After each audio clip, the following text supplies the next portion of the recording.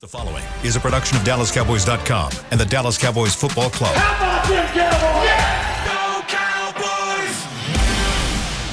This is Talkin Cowboys. Streaming live from the Dallas Cowboys World Headquarters at the Star in Frisco. Handoff, Elliott plowing to the goal line. Barry, sacked by Lawrence. Prescott keeps it, and he bangs it in for the touchdown. And now, your hosts, Isaiah Stanback, Patrick Walker, Rob Phillips, and Kyle Yeomans.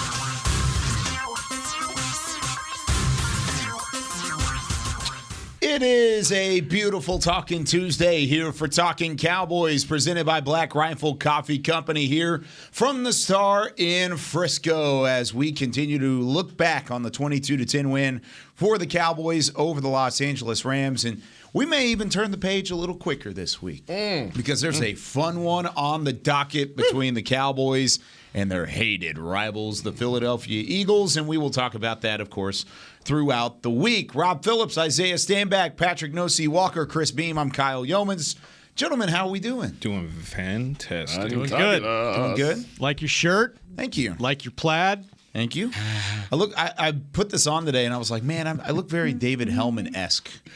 You know, before FS1. Before the Fox Sports. Yeah, before FS1. Now you got to wear a blazer if you're Dave. Like he was wearing a ratty old plaid shirt in the press box he on looked, Sunday. He looked very DH on Sunday. He looked right back to normal. When he's not on camera, he's wearing either plaid or a LSU shirt. Or a Mariner shirt or, something. Or a Mariner shirt. Yeah. Good luck to your Braves today. Thank you, sir. Their postseason hunt for a second straight title is underway. It's time to run it back. Shout out to the Mariners. Doggone right, buddy. Shout out to the Mariners. I like it. I like the Cinderella story. We about to take out them cheating H-Town boys. Yes, sir. You know what I'm saying? Anybody that's against Houston is a friend of mine. Yeah, man, let's go, man. We bringing trash cans and everything. You understand me? So wouldn't mind meeting you guys and Isaiah, series, and Hellman are going to lead that Mariners bandwagon train, because all three of us have liked the Mariners for a while now, because Hellman, favorite team ever, your favorite team ever, you're a Seattle guy. Yep. And then I worked for the Mariners affiliate whenever I was in minor league baseball. So like a lot of those guys that are on the team now were on my team, including Julio Rodriguez, like their top guy. He was on that minor league team that I was on. You know what I think? You know what I think we should do? I think we should hit up Double J. Say Double J. Jeff Jarrett? Not that one. the other Double J. Julio Jones? That's J-E, double R. Jerry Jones. Jerry Jones. And go ahead and borrow the chopper style. I know he listens to this show every day. Double J. The chopper. Let us borrow the chopper, man. The game's at 2:37 p.m. Let us go down there and enjoy the game down at H-Town and come out here and take care of business. I like that idea. Maybe, and if not today, maybe we'll try it tomorrow. Maybe we'll try it on whatever Friday. you have available. We'll figure it out. I mean, since we have it, if we want to veer, to the east. No, that's too far, brother. That's a little further. I got snaps on the petrol. Yeah, okay. Well, yeah, postseason baseball, and we've got some competitive sides to that going into the postseason. But we've got football to talk about. Heck yeah. News and notes. Rob Phillips, what's going on in Cowboys Nation? Well, we got a little injury report from Jerry Jones on the Fan just now. Dak Prescott doing better with the thumb, and he's going to try to spin it on Wednesday. Spin it, and see if he can throw normally and give him a chance maybe to play this week. But I think, Mike McCarthy said it last week. If it's not full practice, signs point to Cooper Rush once again against the Eagles. So we'll see how the week goes. Also, it sounds like Micah Parsons is doing okay coming off of the groin injury that he played through in the second half. Trying to think anybody else. We don't really still have an update on Jason Peters. As of Friday, that sounded like a chest rib type injury that could keep him out not only against the Rams, but possibly this game too. So bless you.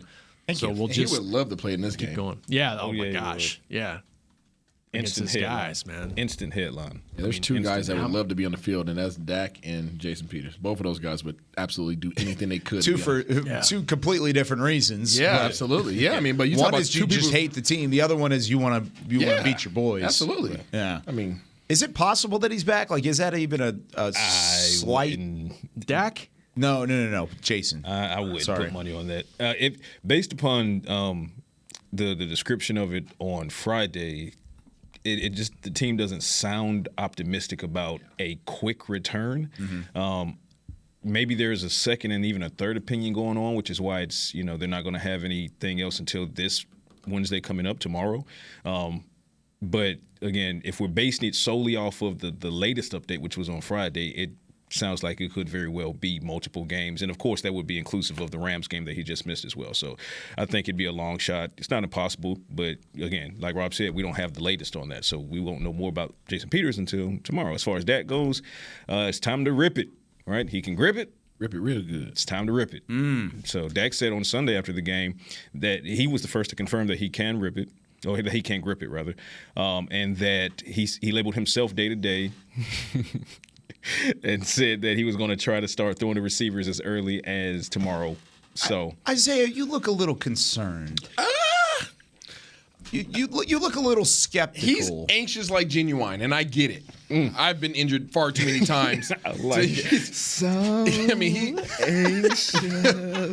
He is a very competitive Salt and pepper individual. reference and then Genuine. I love it. That's who we are today. Let's go. That's who we are today. I mean, the reason why people love him as QB1 is because he's so competitive. You never question his competitiveness. So you take somebody who has that level of drive and you sit them on the sideline with a finger. A finger is stopping them from being on the field. And then you're sitting there and you're watching your team win games without you as if they don't need you. That, if anything, will make you go crazy and drive you to do anything possible to get your butt back on this field. If it was up to Dak, he would have been on the field last week. Oh, he would have been on the field week 2. Exactly. He told Zeke week 2. I can make What this Zeke work. tell him? throw it left-handed. Go over there. Zeke said, sit go over down. there Yeah, and get that thumb away from me. I mean, this is hard for him. This is really hard for him, and I think this is probably most. We'll see how it goes, but if I had a little crystal ball, I would say that he ends up being about 70% by the end of this week, and it just destroys him to sit back and have to watch this game. I honestly 'Cause he think could that's probably where he's going to throw be. a football. I believe that he will be able to throw a football this But just week. not throw it like he an will NFL not be able to quarterback. throw it the way in which he needs to. I don't believe. Now, that can very well change, but I would believe that he's going to go from not having any pass attempts at all with that hand to being able to throw it, but just not to the precision or the velocity in which he needs to, because it's not only accuracy, it's not only velocity, but you also have to be able to grip it different tension for different lofts and angles and everything else. And by the way, if somebody just happens to stub your thumb, you have to be able to stay in the game. So I think he's going to be close. I don't think he makes it. Okay, so we've talked about you want a fully healthy Dak. We're not going to take a 70% Dak over a 100% Cooper Rush. That's just not going to happen. You need Dak to be conversation completely has healthy. changed. It has changed. But you look at Dak Prescott specifically, and with an injury like this on your throwing hand, a quarterback, especially when throwing the football, it is a muscle memory. It is a motion. It is a routine. It is just over and over and over again. You're throwing it the same way, the same time to put the same touch on the ball. If he comes back too early and he forces himself back too early, how much of a risk is it for the potential for that muscle memory to be disrupted and his mechanics to go off? Is that possible? Is that possible? Absolutely. For I a mean, if long-term you're not- issue. Those ligaments are calibrated. You know what I'm saying? It's like freaking R2D2. Like those numbers are just dialed in, and you don't have to think about it. You grip it and you rip it. Just exactly what we're talking about. Grip it and rip it. You're not thinking about, if anything, you're thinking about, okay, how much loft, how much speed do I need to take off of this, right? Does this need to be high velocity, low velocity? What type of arch do I need to have on this thing? Do I need to put on this shoulder, that shoulder, down low, up high? Like, you're thinking about those things when you're releasing the ball as a quarterback. You're not thinking about how much do I need to grip this thing, or do I have enough grip on it? If you're thinking about those intricacies when you're trying to play the quarterback position, you're not going to be effective. You're just not going to be effective. And we're talking about if you're either going to be 100% or not. If they don't know that he's already 100%, he's not 100%. But and like Isaiah mentioned a couple weeks ago, you have to keep in mind there's also going to be impact on that hand and that thumb from the snaps from Tyler Biadasz, right? So when he's under center, every single time Biadasz puts that ball in his hand, it's pow, pow, pow. The question is, after a full practice or after a full workload like that, is there going to be swelling? And see, this is why Mike McCarthy says, do I look like the timeline guy? Right? Mike McCarthy is playing it as conservative as possible. And it to me, when it comes from McCarthy's standpoint, McCarthy isn't gauging Dak's progress on how the team is doing, 4-1, 3-2, 2-3, whatever the case may be. It so happens to be helpful that, from the optic standpoint, but from a Mike McCarthy standpoint, before Cooper Rush took his first start, Mike McCarthy was not in on timelines and trying to say, oh, well, this would be 3 weeks instead of 6 or 4 instead. Mike McCarthy was like, it is what it is and it isn't what it isn't. Yeah. And he has to go through the process. And the process now includes getting the stitches out. Okay, he gets the stitches out. We need to see the swelling go down. The swellings go down. We need to see him grip the ball. He's gripping the ball now. Now, speaking from a McCarthy standpoint, next stage is, can he take those impacts from center? Can he spin the ball like Jerry said this morning? So, but my point is, until McCarthy sees it, and like he said, Rob, in a full week of practice, then I would love to see him out there for Philly, but I'm on record saying it has to be as close to 100% as possible, and I'm still standing on that. I have real quick. I'm just going to address the whole snapping part of it. Luckily, it's not his left hand. Right? That's true. The right hand, you're not bothered too much on that under the center snaps, okay? So the snapping should be okay. It's more so the inerrant, the errant just, hey, my finger got hit, right? Or I got tackled to the ground or whatever it might be. Those are the things that I kind of worry about. But I want to pose this question. KY, I know nobody ever asked you a question around these parts. Okay. Throw it at you, throw it at Rob P, throw it at my guy No C. Volley. Do you need Dak in this game or would you just like to have him? In this game? I think you've proven already that you don't absolutely need him because your defense is so good. In this game. In this game, man, that's hard to tell. It's on the border because you could certainly still win a game like this with your defense. Your defense is good enough to win this game. No doubt about it. But this is your toughest test. So you need him. Yeah. Roppy? 110% you need him. Yeah, you need him. This defense I'm not 110%. I'm like 51/49. This defense is going to make Cooper Rush, if he starts, have to move around and buy time in the pocket, and I would like Dak Prescott, his mobility in this type of matchup, not to mention the fact that he's a better player. If he's full go, Dak Prescott. And I think, to y'all's point, like if Wednesday is a test balloon for him, I don't think that points to him playing this week. But absolutely, I'll take Dak as soon as he's healthy. You need him. Defensively, the defense can win you this game. So let's just period. The defense and special teams can win you this game. But the scale gets tipped wildly back in the other direction when you talk about, Cooper Rush going against this front.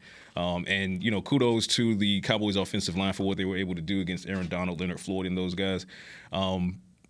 Aaron Donald notwithstanding, you could argue that the Eagles' defensive line as a whole is better than the Rams' defensive line as a whole. Yes. Aaron Donald notwithstanding. I would agree with that. Yes. So, yes, I do.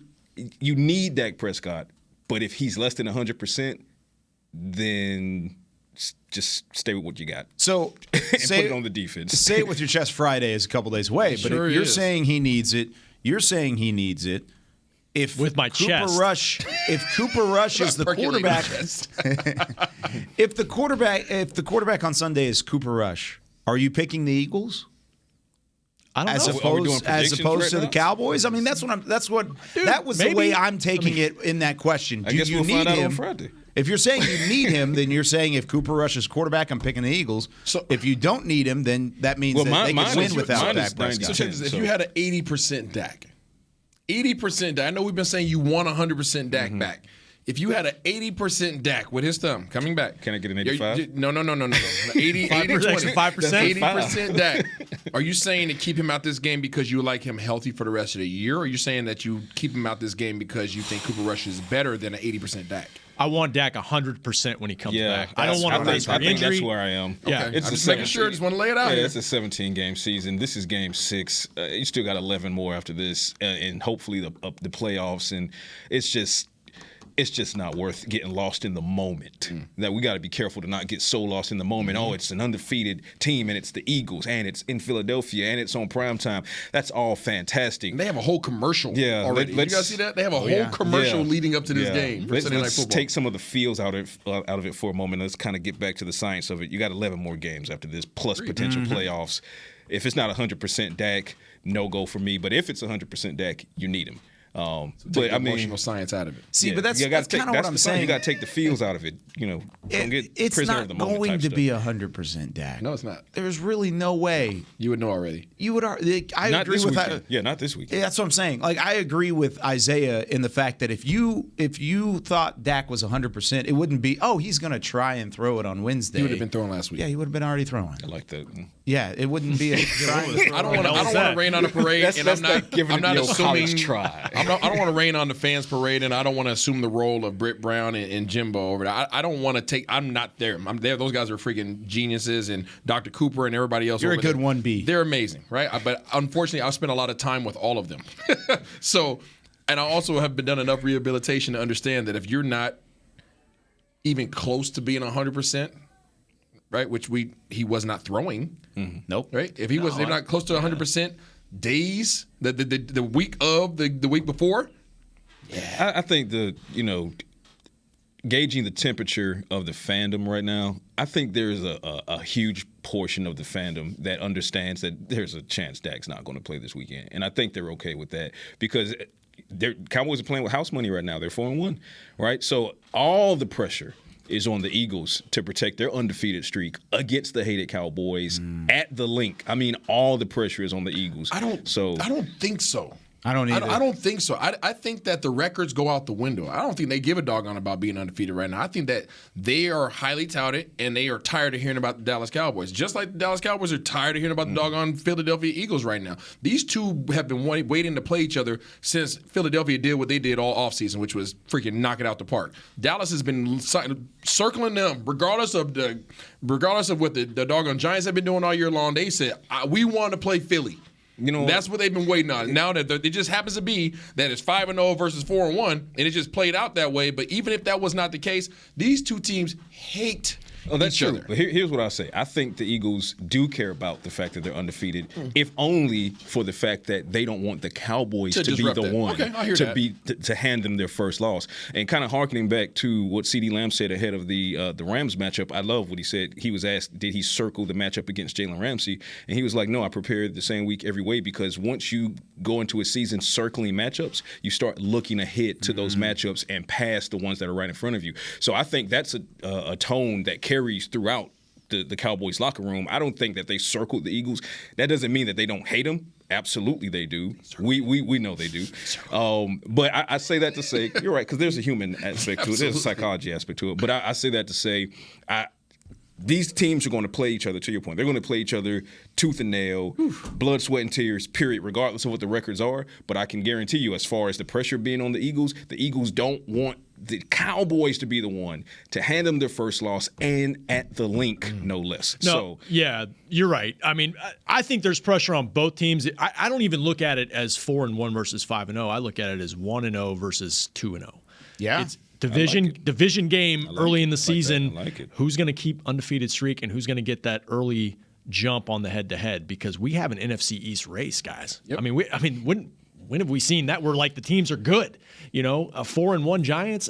Last night watching the game, AFC West, 1-4 Raiders, 2-3 Broncos. Really good. Unpredictable. With the exception of the Commanders, Ron Rivera. Yeah, that one's not going so good. That one's not going so good. But I know you just answered it, right? And who do you guys feel has the most pressure on them in this game? The Eagles or the Cowboys? I just think it's the Eagles. Even if I'm willing to scale back and say, okay, well, let's say 100% of the pressure isn't necessarily on the Eagles. The large majority of the pressure, the vast majority of the pressure, is still on the Eagles. I'm going to say the Cowboys. I'm going to say the Cowboys too, because they're one game back in the division, and then if you lose this game, you're 1 game or 2 games back, and you don't have the head-to-head. And you probably won't, because then you have to beat them later, and you're 1-1, and it doesn't necessarily help. But the later is here at AT&T. Oh, I know. But even then, you're 1-1. Yeah. This is a big game for whoever's going to win this division. I think the Eagles are going to stumble. You think why? But why? Based on the record, they're still trying, and it's so early, but they're trying to catch Philly early right now. See, I'm not looking at the records. I'm not looking at the records. I'm saying this is going to be the Cowboys has the most pressure because of the fact that I think that they have to play a damn near perfect game. I think that Philadelphia has the leniency to not play a perfect game and still find ways to win ball games, like they've done this year versus Dallas. Dallas has done that too. Yeah, but They haven't faced the one team that they faced a defense that was as wholesome as this was week 1. Yeah. Well, so you know what I'm saying? That's why I'm talking about it from that regard. You start talking about what does Dallas have to do offensively? Mm-hmm. Yeah, we talk about the defense all day long, right? But what does Dallas have to do offensively? Which kind of goes to my point that I was about to make. I think that Hurts and A.J. Brown and Devontae Smith, I think Sirianni understands that against this Cowboys defense, they actually do have to play perfect or damn near perfect, because one or two mistakes with playmakers at every level equal takeaways, and that just feeds right back into. But that same thing flips, though. I think you have to look at and say, okay, both defense. Now, nobody's defense is playing as good as Dallas's, so let's just lay that on the table. Facts. But both defenses are really good. Yeah. Okay. One offense is been explosive. One offense has not. Right. In the non-explosive. So you know what I'm saying. So I'm looking at it from that standpoint. Right. They can afford for one aspect of their game to fall off, and they're still being a competitive game. Versus Dallas, I think the offense has to be a freaking amazing. And I don't think we're disagreeing. I think we're just looking at the same coin from two different sides, because you're looking at a non-explosive offense with Cooper Rush, but the way you help that offense is you get the takeaways, and we're starting to see the Cowboys get the takeaways, which then goes to my point of I think Hurts and company can't play an offensive game that has a mistake here, has a mistake there against the Cowboys defense that can capitalize and then get those added possessions into Cooper Rush's hands, which then puts it into Ezekiel Elliott and Tony Pollard's hands. And now if the Cowboys can get off to at least somewhat of a fast start, now the clock becomes the 12th defender. So, and kind of to No-C's point, Jerry kept saying mojo on the fan. Like they're the Permian Panthers, but Friday Night Lights style. If they were to go up there, and maybe that is pressure on Philly, because if Dallas goes up there undermanned and wins the game on the road and takes an early advantage in the head-to-head, that's some serious mojo for the Cowboys. I mean, you're starting to feel like, man, we got something special going right now. Yeah, that's the thing too about it, and it goes back to that conversation we had yesterday of you can't say the Rams were a test defensively and then just discount the win over the Rams. That's kind of what it felt like we were doing yesterday to a certain extent. That's not what we're trying to do. You can't come in here and say, okay, they haven't played a complete defense like the Philadelphia Eagles, whenever the Rams were certainly a complete defense. Now, did they play well against the Rams? No. Offensively, they did not play well against the Rams. And when we talk about the Rams, we talked about them having a dude at every level. Yeah, but they've got guys but we didn't mention anybody else's name aside from Gaines. You mentioned Greg Gaines. Gaines and Donald on the front, and then you had Wagner at the linebacker, and then you had Ramsey. That's all That's all we talked about. We talked about Floyd. Kind of, sort of. You know what I'm saying? Like we didn't. Okay, well, we're talking about Darius Slay. We're talking about Fletcher Cox, Jordan Davis, Brandon Graham, Josh Sweat. Okay, there's more guys. You can go down the list. They got horses. Point taken. Yeah. But I will say, on to Patrick's points, Philadelphia's offense has been clicking, right? They've been clicking against the Lions and the Vikings and the Commanders and the Jags and the Cardinals. And even the Cardinals, they only scored 20 points. That's my point. And I said this 2 weeks ago. Let's not just pretend they're world beaters. I measure the success of an offense based on how they do against the Cowboys defense. The reason why I say that they have more room for error is because even when things don't go right offensively for them, they have a guy at the quarterback position that can extend plays and create plays. That's true. That's why I say they have room for error, because when their play call doesn't go right, he can create. I'm with us. I will say this. They have their guy at quarterback. If the play call doesn't go right for Cooper Rush, I will say this: the Cowboys have struggled, notoriously struggled against mobile quarterbacks, and they're going against one of the more mobile quarterbacks in the league. So I will say that's the thing. All right, let's take our first break. Way too far into this, but I like the conversation. When we come back, we're taking your calls, 888-855-2297. Give us a call. We want to hear what you're thinking about either from the Rams win or going into this Philadelphia game. We'll open it up for both of those discussions when we come back with more Talking Cowboys presented by Black Rifle Coffee Company. When you build, you start with the foundation. And home ownership is a foundation of a stable future. The Bank of America Community Home Ownership Commitment has helped over 34,000 people lay the groundwork so far, with up to $10,000 towards your down payment or 3% of the purchase price, whichever is less. The satisfaction of owning your own place can become a reality. Visit bankofamerica.com/homeowner to learn more. What would you like the power to do? Bank of America N.A. Equal Housing Lender. Credit and collateral is subject to approval. Restrictions apply. This is not a commitment to lend. Lil Sweet! Did you get to work on time? Yeah, but I just realized it's Sunday. Lil Sweet says head on home. Dr. Pepper's on its way. So sweet, unique.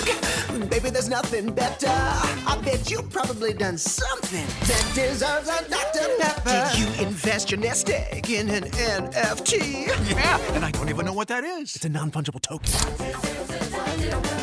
Everyone's done something that deserves a Dr. Pepper. Todd thought it would be secure to jog in the cheetah savanna. Todd believed the big cat repellent he bought online was reliable.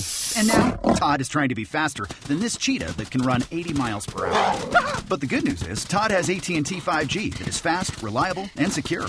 And he learned the best thing to do is stop running and toss her the backpack with the beef stew. AT&T 5G. Fast, reliable, secure. It's not complicated. 5G requires compatible plan and device. 5G may not be available in your area. See att.com/5G for you for details. Are you ready to take coffee off your grocery list forever? Black Rifle Coffee Club is here to help. As a coffee club member, you'll get your favorite coffees roasted, packaged, and shipped to your door free of charge on your preferred schedule. Set it, forget it, and never run low on coffee again. Members also get exclusive deals on coffee, products, and discounts from partner brands. Ease your mind and let Black Rifle worry about your coffee supply. Go to blackriflecoffee.com to join the coffee club today. Back to Talkin' Cowboys.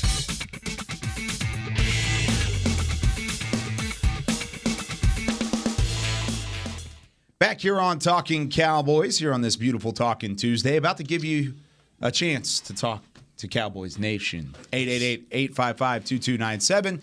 Before that, NFL Plus is here, which means no matter where you are, this is how you football. Get live, local, and primetime regular season and postseason games on your phone or tablet, game replays, and more. Go to plus.nfl.com to start your free trial of NFL Plus today. All right, we took a little bit of extra time in that first segment to get through a discussion, but I want to take some calls. And let's go to a man that's behind enemy lines at the moment. Troy in Philadelphia. You're on Talkin' Cowboys. Troy, what's going on?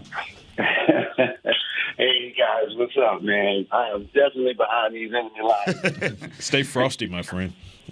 But look, it's crazy. I don't know if they're afraid or they're just tempering their expectations, but I'm not hearing a whole lot of chatter so far this week. I mean, we're only on Tuesday, but I'm not hearing a whole lot of chatter this week. So I don't know, because normally everybody that's around me know I'm a Cowboys fan. So normally they're all in my ear, but I'm not really hearing a whole lot of stuff. So we'll see. So that's a huge question, because usually the trash talk is out of this world, but that's not the case this week, right? No, not at all. I haven't heard anything so far. Nervous like anything. So might they be really overlooking though? No, they nervous. Do you think so? I think it's one of the other. I don't think there's any. They nervous. They're really nervous, or they're anybody overlooking. facing this defense is nervous. I don't care who you are. Yeah, they're either nervous or they're overlooking Cooper Rush. Well, Troy, keep doing the Lord's work out there in Philly. We'll talk to you soon down the line, and hey, stay safe this weekend. And hey, how about you just earn us a dub up there, right? Get it done. I'll do my best. All right. I do have one question to ask you guys. Yeah, let's go. I'm looking at the game on Sunday. I'm just wondering, they scored on the 75-yard, a short crossing route. Why don't we, and maybe stand back, you can answer, or you guys, why don't we put that into our offense? Because to me, it looked clearly like they were trying to temper, the pass rush. Or I know that's kind of what the Rams do. That's kind of their offense, that underneath passing game. But it looked kind of like they were trying to slow down the pass rush, so they threw some. They were throwing the underneath crossing routes, and my God, they went 75 yards on one. Why don't we do that in our offense? Because it seemed like we could have done the same thing, especially when we got somebody like CD who's good with the ball on the run, or maybe MG13. I just don't understand why we're not doing those short crossing routes. And Sam, like man, the hardest thing in the world to do is to cover a streaking receiver going across the field, especially a man going across the field. And again, it was proven on Sunday. So why don't we do that more often? That's my question. I hang up and listen to you guys. Thanks, Troy, man. thanks for the call, man. Appreciate you, Troy. Just to address your question, so most teams aren't playing man against the Dallas Cowboys right now. They're also Cooper Rush is the number one priority in terms of trying to protect him and keep him safe. So they're doing a lot of max protect. So what you saw from Dallas for the most part is 2, sometimes 3-man routes.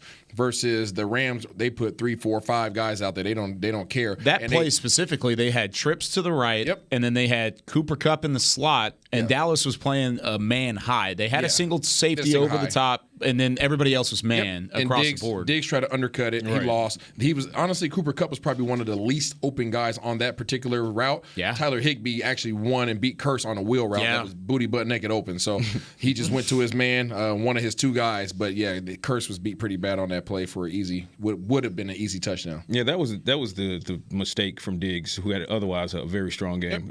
And Dan Quinn spoke on it yesterday. Diggs took the risk by going to the inside shoulder, trying to make the play versus going to the outside shoulder, which would have capped it right there, and there wouldn't have been any yak. So it's one of those things. But the Cowboys receivers, they have to make sure that for as much as Rush needs to help them out, because Rush needs to improve, especially coming off of that game that we saw against Los Angeles. But the receivers have to help him out as well. Kudos to Michael Gallup for the unbelievable makeup catch, but he had the drop in the flat. Right, and Lamb had a drop as well. So when you're talking about using those crossing routes to slow down a pass rush, obviously it should be a thing, but it gets harder when the opposing team is in zone. But you will have your moments. Just make sure when you have those moments that the ball is delivered, and when it's delivered, you got to grab those. You got to bring those in. So. All right, let's go to Gene in Washington State. Let's go, Gene. Gene's up there. He's in the complete opposite side of the country as Troy was. But Gene, you're on Talking Cowboys. How's it going? Not too bad. How about you guys? Great. What's on your mind? Go Mariners. So I'm just curious. Kellen Moore has a tendency to run the ball, get 5 yards, pass, punt. When is he going to stop doing that? You know what I mean? I mean, it's like Troy Aikman said it watching the game. Andy Reid will do it. He'll run that ball to death until you stop it. But we just don't do that. And against Philly, if we can run that ball, they should just run that ball. I mean, it just takes pressure off Cooper Rush, the pass rush, all of that. Gene, appreciate your call. Great question. Yep. I mean, you guys have a great day. You guys as well. Gene, what'd you say? I said the disappointment in Gene's voice right now. He sounds disgusted. He's like, run the dang ball. I don't disagree with you, man. Every offensive coordinator has a different scheme. They have a different way of going about things. I have to keep reminding people what tree that Kellen Moore came from, and it was a Boise State tree. Those guys throw the ball. So anything aside from that, he has to force himself to do it, regardless of the wisdom and the knowledge that he actually has. Well, and he said it himself kind of jokingly a couple of weeks ago. He said, hey, if it were up to me, I'd throw every single play. And then he said, but growth. And then you hear Mike McCarthy saying that he wants the team to commit to getting 30 touches to their halfbacks. They got 30 touches against the Rams.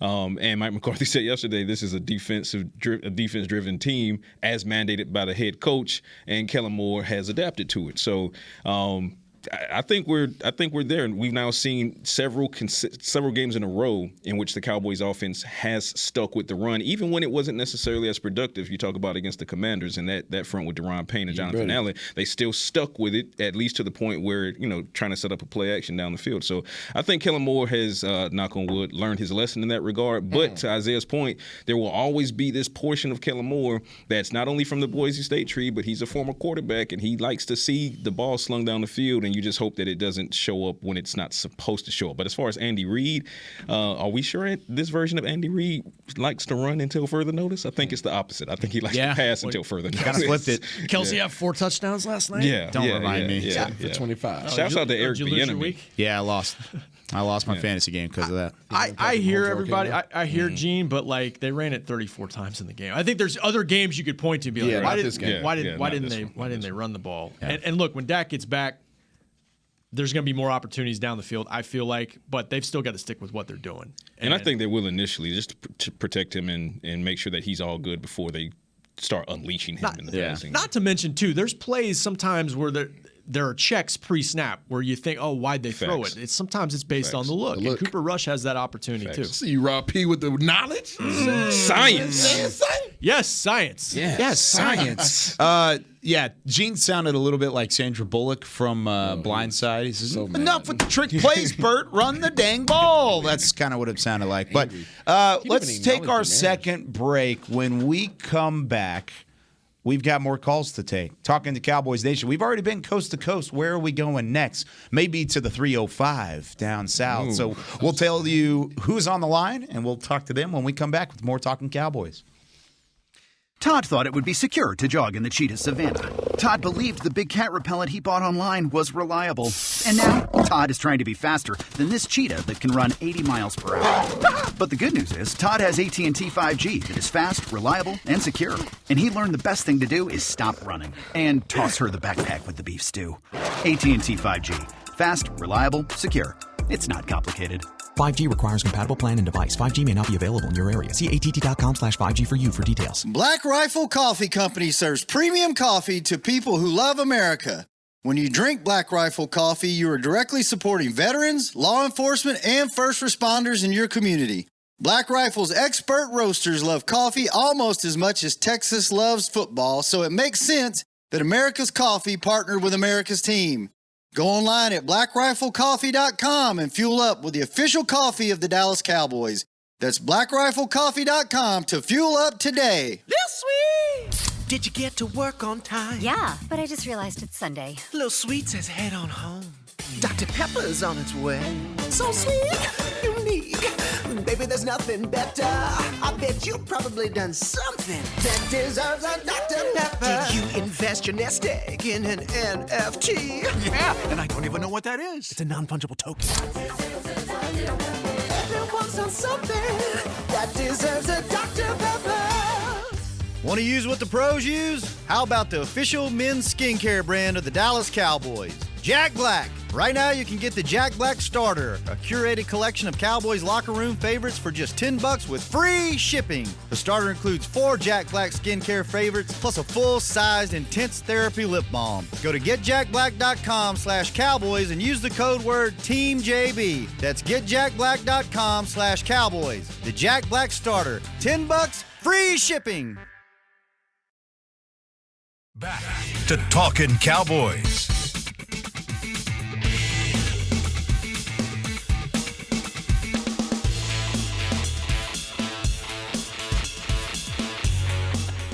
Whether you're watching from home or you're cheering in the stands with Essilor lenses, you can see every exciting play. Book an appointment at your local Essilor experts to see what Essilor can do for you. See more, do more, Essilor.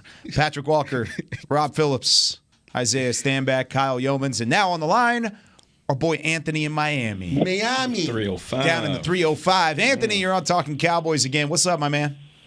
All right, what's going on, guys? How y'all doing? Doing well. What's on your mind? All right. Let's give Brett Maher and let's give Doris Armstrong, the two unsung. Cooper Rush gets his credit. Of course, all the stars get their credit. But the two unsung, after Cooper Rush, those guys need a lot of credit. Now, I want everybody to sound of my voice out there to disregard these haters. I don't care if the haters are TV pundits. I don't care if they're in Cowboys media. I don't care if they supposed Cowboy fans. I told y'all, enjoy the ride. Yeah. Doesn't matter if you win or lose if you're a true Cowboys fan. But when people constantly move the goalposts and y'all get mad at them, Stephen A., they're going to do it. Shannon, they hate the Cowboys. They're going to do it. Even some Cowboy fans, they're scared right now. Take the victory. Know that your victory was earned. When we played the Rams, they're the Super Bowl champs. Oh, we didn't beat nobody. They really don't have a good. They really don't have. It doesn't matter what we do against Philly. As long as we make the playoffs and do the best we can, enjoy the ride and root for your team. That's all I want to say this week, guys.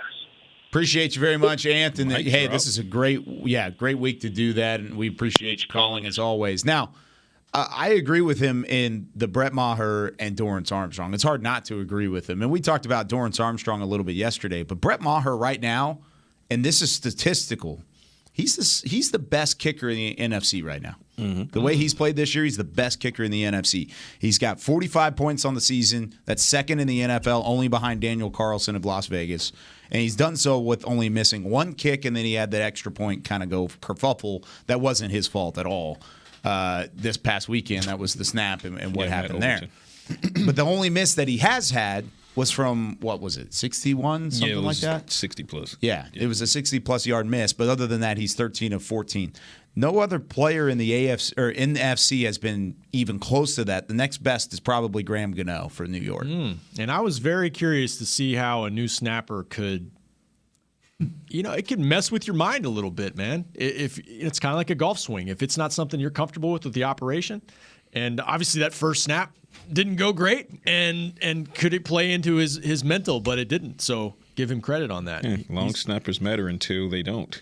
Right. Exactly. So there it is. So yeah, I'm all in with him on making sure that everybody's giving Brett Maher the credit that he deserves, especially considering he didn't exactly ride back into Dallas with a parade of cheers. No, he didn't. Right? So to be able to kind of tune all of that noise out, stay focused, and win the fan base back over, and prove that the front office was correct in giving him another shot. Absolutely, shout out to Brett Maher. As far as Doris Armstrong, I've been just pounding the table for people to give credit to Armstrong all season, and it feels like they're starting to turn the corner just now in the past game or so. But if you're not paying attention, you're already behind when it comes to DA. Armstrong is doing the job. He's been doing the job all season, and he is yet another war daddy on a defense that looks stacked with war daddies. I believe there was somebody on this show at one point along the way who was pounding the table in the offseason saying that this defensive end group was not as thin as you once thought it was without Randy Gregory. I don't get a whole lot of things right, but I'm going to toot my horn when I get it right, because I got that one right. Because going back to last year with Doris Armstrong in training camp, he was taking that step. He was in the middle of it. He just didn't get the snaps. He didn't get the reps. And when he did, he still took advantage. He had 5 sacks last year or whatever it was. Randy had 6. Exactly, that was what it was. And he missed some time. Randy missed some time. Sure. But yeah, he's been Dorrance came in and played well, and then he's come in and done that again this year. Yeah. I'm not shocked in the regard that he's come in and played as well as he has. Is it the same defensive line front as a whole? No, they've got more pieces there to help out, supplementing the loss of Randy Gregory on that side. But Dorrance Armstrong's been leading the charge, along with D-Law and Micah and even Dante Fowler Jr. at times. And now you're starting to see Sam Williams starting to come on strong. He had his best game on Sunday. There you go. But yeah, we're doing our best to get DA's name out there, and I made a beeline to him going into the locker room after the game. I really wanted to get his quotes and everything because I wanted to get a story out there on him because to the caller's point, I just don't think there's enough credit being given. I mean, you got to give so much credit to Micah, especially playing through that groin injury. You got to give so much credit to Tank because Tank is criminally underrated by the fan base, and now they're finally, hopefully, starting to see what his disruptions mean to the team. But when you start to talk about somebody like DA, like Doris Armstrong, he just quietly beats the crap out of the opposing team. He doesn't say much because to him there's not much to say. It's line up, I'm going to beat your buns into the ground, and then there you go. He is the Noah Brown of their defense. I like that. In terms of whatever's needed. Noah Brown's the punt protector / number 3 wide receiver right now. Doris Armstrong's a starting rush end here and still playing special teams, which is not common in the NFL. And said he doesn't want to stop. I asked him about that specifically. I said, do you take pleasure in still being able to get your hands dirty on special teams? He said, I came in the league doing that, and, quote, I don't want to get away from that. I don't want to stop that, end quote. There you go. There you go. All right, really, really quickly. George in Virginia, you're on Talkin Cowboys. What's going on? Hey, guys. How's it going? Great. How are you? Yeah. Good. Just to piggyback on that, on the defense, they've been playing lights out. Do you think that with such a mobile quarterback in Jalen Hurts, it's going to slow down that pass rush? Great question, George. Isaiah, what do you think about that one? No, it won't slow down the pass rush, but they definitely have to be aware of more options, more weaknesses. I mean, well, you guys will see it in this week in the film room, but you know, if you go upfield and you rush him with your hair pulled back, then he'll step up and out. If you try not to contain him and try to, kind of put pressure on the inside, then he'll get outside the pocket. Or he'll just sit back there in the pocket and throw the ball. So you start talking about his ability to make you pay and make you wrong no matter what you do. Luckily this defense is relentless, and your first effort might not be your best effort. Sometimes you got to go up the field and you got to retrace your steps and you got to chase this dude out the pocket and you got to put pressure on him and hopefully he throws a bad ball. Like, there's going to be a lot of those plays where he's running towards the sideline We got 2, 3, 4 guys chasing him, in pursuit, and he's trying to throw the ball down the field to somebody that's trying to find their way open. You just have to be relentless in your pursuit to try to get this guy to the ground, because it's going to be a chase all day long. Yeah, I don't think it's going to slow down the pass rush, because you still have to pressure him. You can't just let him sit there and pick you apart with Devontae Smith and A.J. Brown. Like, you just can't have Goddard. that. And Dallas Goedert. you can't have that. So you're going to have to pressure him, and I think Dan Quinn understands this, and they're still going to play. I don't think you're going to see too many blitzes for the reason, or Hurts' mobility being the reason, because you got to win your 3 and 4 man front, so that when you pressure him, if he tries to escape outside the pocket, you have that additional man that might be spying who can drop down and cover or close in on him. But I think it's a situation where the Cowboys pass rush will continue to do what it has been doing as far as assignments and schematics go. You just can't pin both ears back. So I'd say you pin one ear back and the other ear is understanding that you might have to change direction on a dime because he might get out of that pocket. So yeah. Pin your ear back. Yeah, pin your ear back. One Singular. ear. Yeah. Pick an ear, pin it back, keep the other one open. Yep.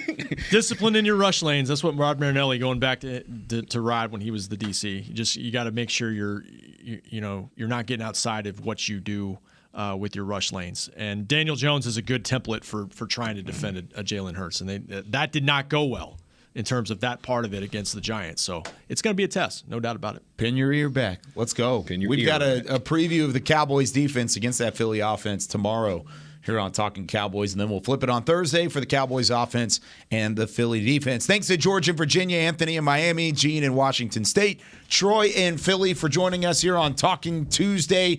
We'll take some more calls next week and a little bit on Friday as well. But that does it for us today. For Chris Beam, Rob Phillips, Isaiah Stanback, Patrick No C. Walker, I'm Kyle Yeoman saying so long from Talkin' Cowboys. We'll see you tomorrow. This has been a production of DallasCowboys.com and the Dallas Cowboys Football Club. How about this, Cowboys?